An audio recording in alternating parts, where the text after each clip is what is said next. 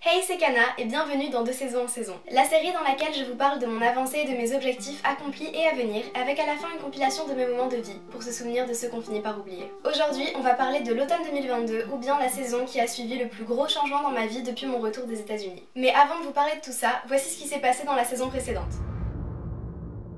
Ça y est, je suis rentrée à la fac, j'avais besoin de partir et de mener ce genre de nouvelle vie. Mais c'est dur, parce que je gère une entreprise en même temps que mes études, mais j'avoue que ça fait bizarre d'avoir un chez moi qui n'est pas le chez nous que je partageais avec ma mère et ma soeur. Plus les jours passent, plus j'arrive à prendre du recul et plus je commence aussi à apprendre un peu à connaître les gens autour de moi et plus je me dis que ça va aller.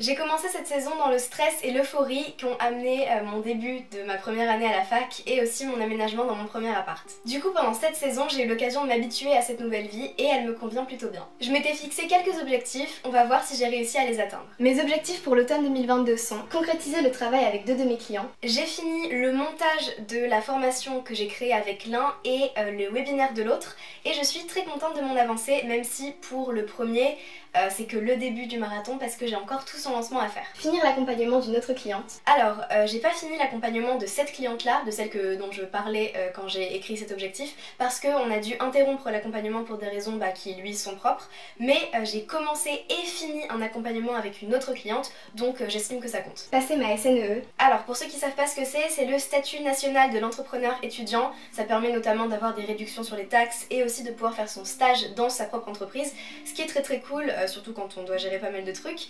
Je l'ai.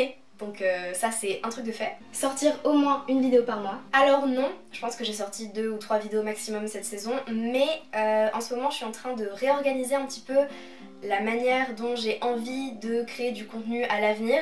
Et du coup je repense un petit peu à tout, je brainstorm mes idées, ce que j'ai envie de faire et comment j'ai envie d'organiser tout ça.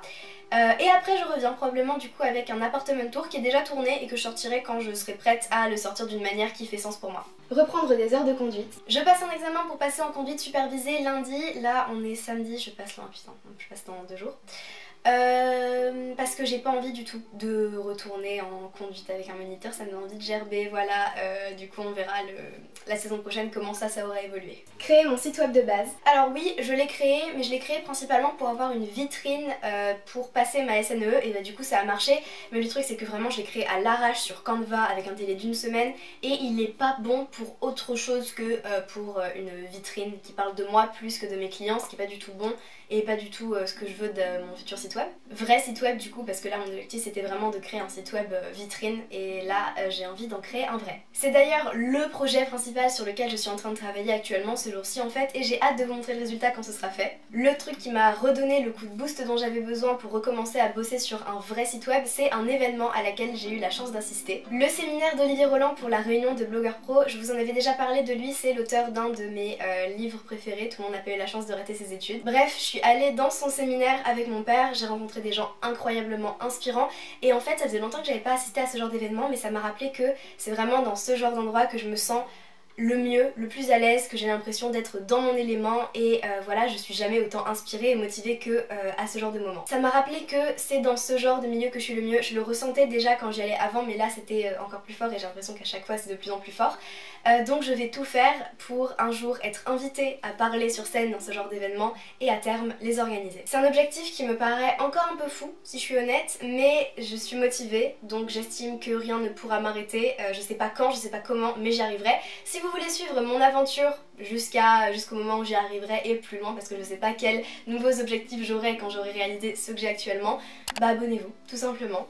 Bon bref, retour à mes objectifs de la saison passée. Commencer au moins un nouveau projet. Du coup je considère que oui, et pas qu'un seul, notamment un que je vais vous expliquer là maintenant parce qu'en fait il est pour vous. Quand on veut se fixer des objectifs et arriver à les tenir pour vraiment avancer, arrêter de procrastiner et atteindre la vie dans ton rêve, on a besoin d'une ligne directrice qui est propre à soi. Ça fait maintenant un peu plus de 2 ans je crois que je fais cette série, et à chaque fois, et particulièrement au début, je galérais pour trouver mes objectifs pour la saison suivante. C'est vrai que sans guide, et surtout quand on sait pas trop ce qu'on veut faire plus tard, c'est mon cas, hein, je suis entrepreneuse mais je ne sais toujours pas ce que je vais faire plus tard exactement, ça peut être compliqué de se projeter et on peut même avoir peur de se fixer certains objectifs. C'est normal, c'est parfaitement naturel, c'était complètement mon cas, mais en fait avec le temps et du coup l'expérience, j'ai commencé à développer des techniques qui m'ont vraiment aidée, et je pense que c'est notamment grâce à elles que j'ai réussi à me fixer des objectifs qui m'ont permis de tenir mon entreprise, mes clients, les cours et en ayant et en maintenant de bons résultats dans tous les domaines en fait. La réussite de mes objectifs n'est donc pas que le résultat de mon génie absolu. En fait, ce qui m'aide à me fixer des objectifs que je tiens, c'est deux choses. La première, c'est l'engagement. Il y a des études qui ont prouvé ça. Quand on dit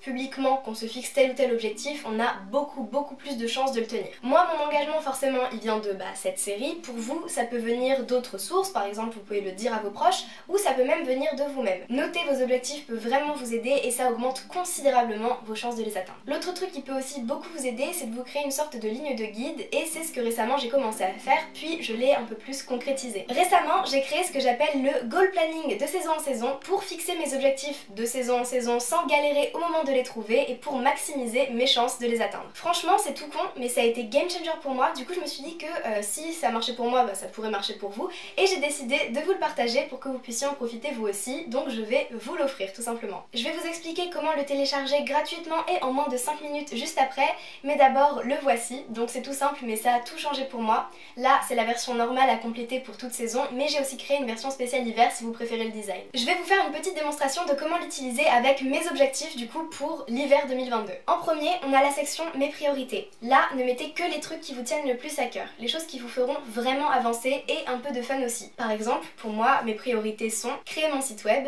créer le webinaire d'un de mes clients, et profiter de la vie. Ensuite, on a la catégorie autres objectifs pour d'autres objectifs qui ne sont pas encore des priorités et qui sont moins importants pour vous là maintenant. Réapprendre doucement à conduire et avancer sur l'offre Neuroscript. Je me comprends. Ensuite, on a la section Je dois continuer qui vous aidera à ne pas perdre vos bonnes habitudes qu'on a parfois tendance à prendre pour acquises, comme dans mon cas faire du sport 5 jours par semaine, avoir de bonnes notes et prendre soin de moi. Une habitude à prendre, juste une, ça peut être un truc tout con mais qui améliorera un peu votre vie. Moi par exemple, c'est faire du yoga au moins une fois par semaine. Ensuite, cette fois, une habitude à perdre. Pareil, juste une, on améliore sa vie petit à petit de saison en saison. La mienne, honnêtement, je sais pas si je vais la tenir mais c'est ok, parce qu'en fait on n'est pas obligé de tout réussir, mais on va tous réussir une partie de ce qu'on va noter. C'est super important de se rappeler que c'est ok de ne pas toujours atteindre tous les objectifs que vous allez vous fixer.